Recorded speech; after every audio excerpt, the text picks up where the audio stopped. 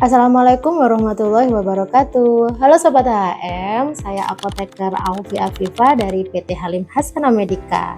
Sobat HM, ketika Sobat HM mendapatkan obat, baik mungkin ketika Sobat HM baru berobat ke dokter ya, kemudian dapat obat, atau ketika Sobat HM membeli obat secara mandiri di apotik. Tahukah Sobat HM, ada 5 pertanyaan wajib yang Sobat HM harus tanyakan supaya Sobat HM mendapatkan informasi obat dengan lengkap dan bisa menggunakan obat-obatan yang Sobat HM dapatkan dengan baik, tepat, dan benar. 5 pertanyaan itu dikenal dengan tanya 5O.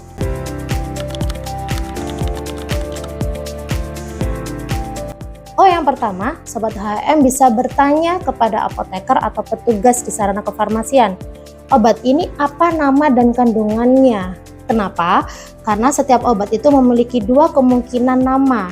Nama yang pertama adalah nama generik, dan nama yang kedua kemungkinan adalah nama dagang yang kemudian diikuti dengan nama generik di bawahnya.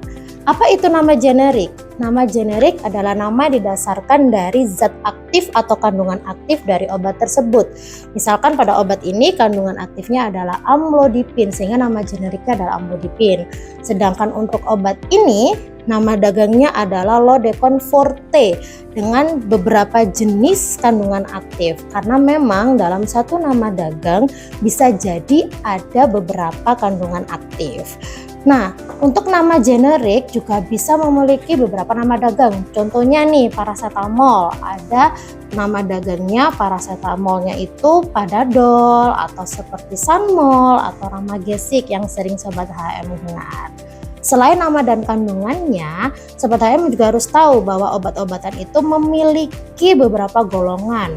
Ada golongan obat bebas yang dikenal dengan dot hijaunya, atau golongan obat bebas terbatas yang ada dot biru dan ada peraturan di kemasannya. Nah, 2 obat ini bisa Sobat HM dapatkan di apotik atau toko obat berizin tanpa resep dokter. Tapi berbeda dengan obat yang golongan obat keras seperti ini tanda golongannya, atau obat narkotika. Tentu obat-obatan ini hanya bisa didapatkan di sarana kefarmasian berizin seperti apotik, instalasi farmasi rumah sakit, instalasi farmasi klinik, atau toko obat berizin dengan resep dokter. Kecuali untuk beberapa memang nama dari obat-obatan keras itu bisa diserahkan oleh apoteker di apotik tanpa resep dokter dengan kondisi tertentu. Nah, untuk O yang kedua, Sobat HM bisa bertanya nih, obat ini apa ya khasiatnya? Contoh tadi paracetamol. Khasiat dari paracetamol adalah untuk menurunkan demam atau meredakan nyeri. Kenapa harus tahu khasiatnya? Dengan Sobat HM tahu khasiatnya, Sobat HM nggak salah lagi nih. Nanti kalau ingin menyimpan obat di rumah, misalkan amlodipin, dengan tanya khasiatnya dan tahu khasiatnya, oh tahu ini untuk tekanan darah tinggi. Jadi obatnya tidak salah lagi. Nah, kemudian untuk O yang ketiga, Sobat HM harus bertanya, obat ini berapa ya dosisnya?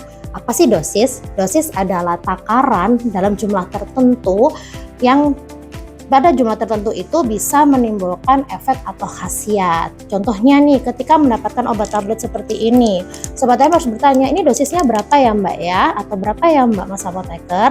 Sekali minumnya saya butuh berapa tablet? Nah, atau seperti mendapatkan obat sirup seperti ini, Sobat HM bisa bertanya, ini dosisnya sekali minumnya berapa mili ya? Atau berapa sendok takar, sendok teh, atau sendok makan?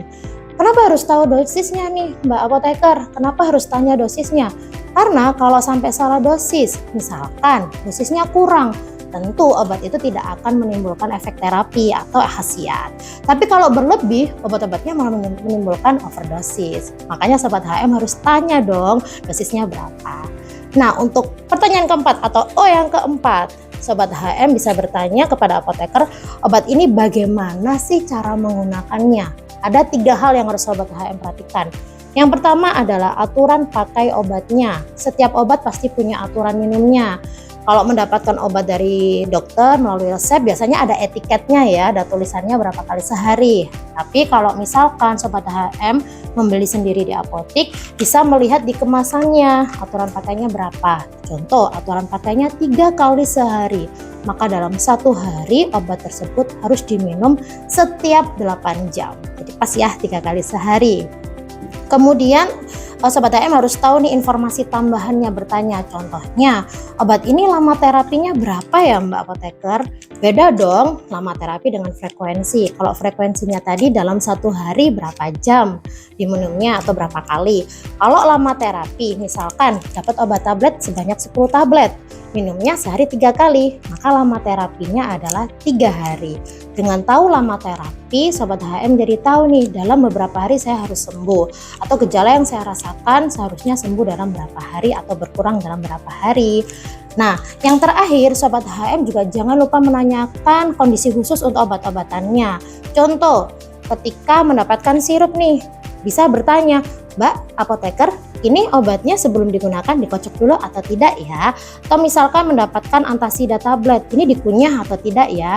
Karena cara penggunaan yang salah bisa menurunkan khasiat atau efektivitas dari obatnya. Nah, untuk pertanyaan yang terakhir atau 5O yang terakhir, Sobat HM jangan lupa bertanya, obat ini efek sampingnya apa ya Mbak, Mas Apoteker? Nah, efek samping itu apa sih? Kalau khasiat tadi adalah efek yang diharapkan muncul selama pengobatan. Tapi kalau efek samping itu adalah efek-efek yang tidak diharapkan muncul selama pengobatan, tetapi berpotensi terjadi. Contoh ketika Sobat HM misalkan mendapatkan obat pilek ini ya, di sini ada kandungan klorfeniramin malat atau CTM, maka efek samping yang mungkin dan berpotensi tinggi terjadi, Sobat HM bisa merasakan kantuk. Nah, kalau tahu efek sampingnya, Sobat HM bisa waspada dulu dong. Nah, selain itu ada beberapa gejala yang perlu Sobat HM perhatikan setelah minum obat untuk mewaspadai efek samping. Contohnya, selama pengobatan atau setelah minum obat, Sobat HM merasakan tiba-tiba gatal-gatal seluruh tubuh, muncul kulit yang melepuh, ruam, bahkan sesak, atau gejala yang selama ini Sobat HM miliki memberat, itu harus waspada, segera hentikan pengobatan dan periksakan diri ke tenaga medis atau ke dokter ya secepatnya, karena itu bisa jadi tanda-tanda dari munculnya efek samping. Nah, itu dia 5O atau tanya 5O yang perlu sobat-sobat HM tanyakan ketika mendapatkan obat. Semoga informasi yang saya sampaikan bermanfaat. Jangan lupa ya untuk subscribe, like video ini, dan mungkin jika ada pertanyaan bisa komen di bawah. Terima kasih.